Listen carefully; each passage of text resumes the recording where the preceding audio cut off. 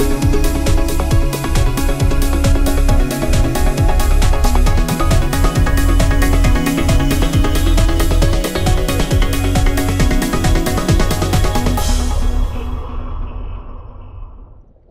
I'm Ted Santos, and I'm the chairman of the Board of Veteran CEOs. And some of you may be asking, why would a guy who provides high-level services to senior executives of mid-sized to large companies be shooting a video about business outside?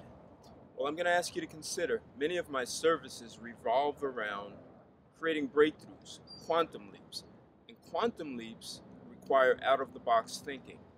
So my thought was, if I'm going to convey out-of-the-box thinking, what better way to do it than to get out of the box? So here I am in New Jersey with Manhattan as a backdrop, and I'd like to talk to you today about a tool. In my last video, I talked to you about the difference between a breakthrough and improvements. Today I'm going to introduce a tool, and like many tools, some tools are more effective than others, and some tools are even multifaceted. I'll give you an example. A quarter, 25 cents.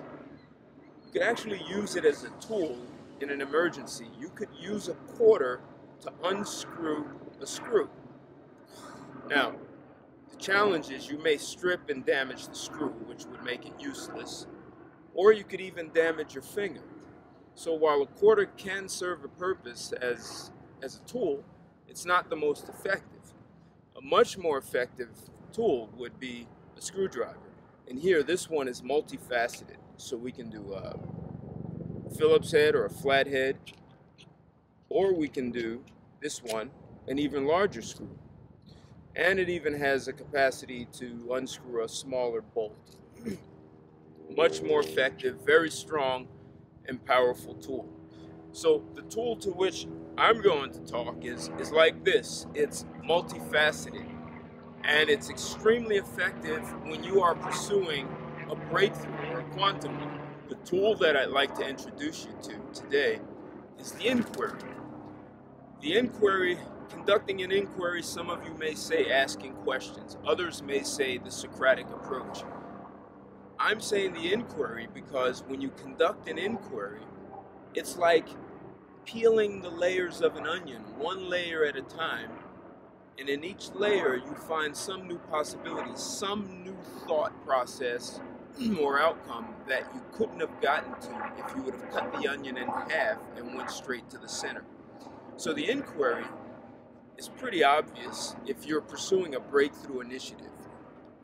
If you're looking at product development and you are asking questions, you're conducting an inquiry, you want to know what if, how about, what if we do this? What happens if? The inquiry is extremely effective in that sense. On the other hand, there are other ways to use an inquiry that may be counterintuitive. And I'd like to introduce that to you today. If you're the CEO or manager of a company that's growing rapidly, I'm going to ask you to consider that an inquiry may be one of your best and most effective tools.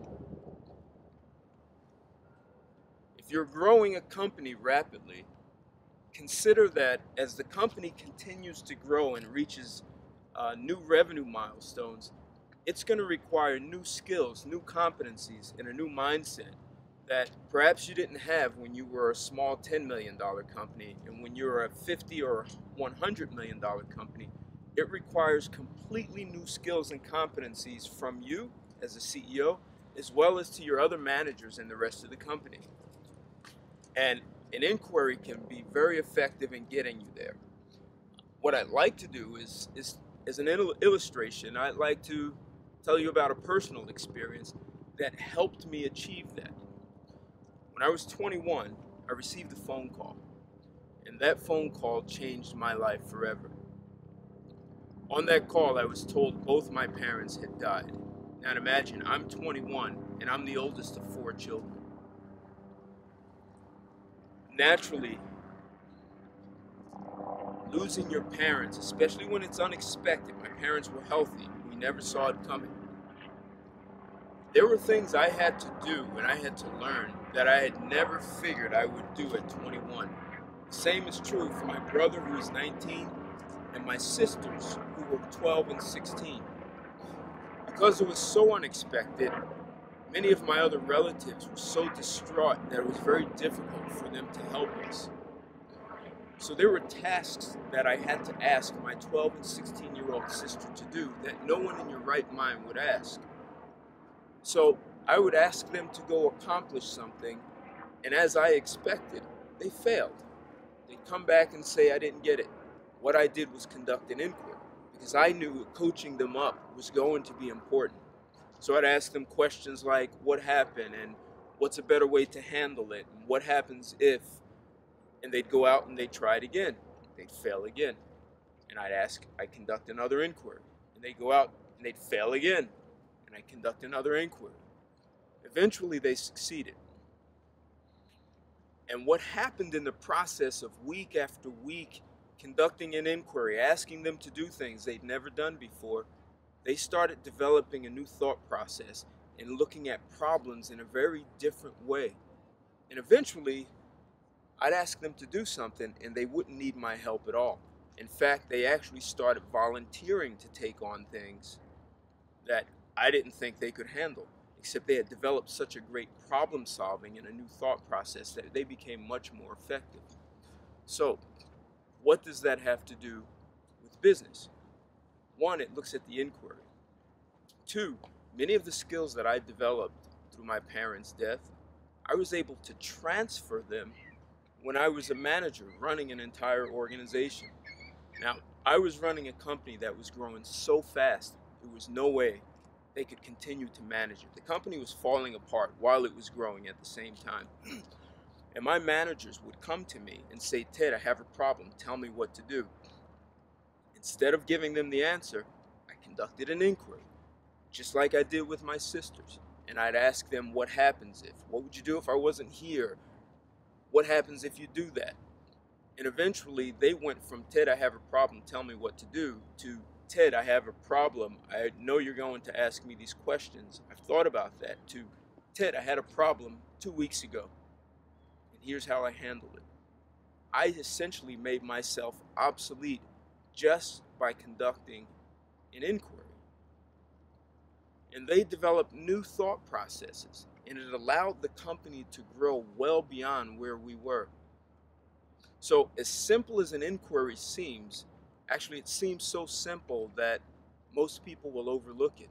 However, if you're doing new product development, if you are in a growing company and you need to coach your people up, I know it's hard that a lot of times senior managers are so smart they want to just give their people the answer. It's a lot faster to do it that way. However, by conducting the inquiry, you really free yourself up long term to keep your people out, and it's a lot easier to create a what people call a learning organization. People will continue to learn, and it's an easier way to promote innovation in their company.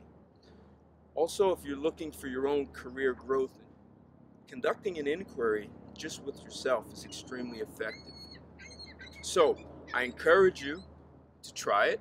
I'd love to hear how things work for you, and you can reach me on Facebook under Ted Santos. You can reach me on LinkedIn under Ted Santos, or you can email me at tsantos@turnaroundip.com, and that's IP like intellectual property. I'd love to hear your stories. I wish you great luck, and I'll be back with more videos. Until then, thank you, good luck, and goodbye.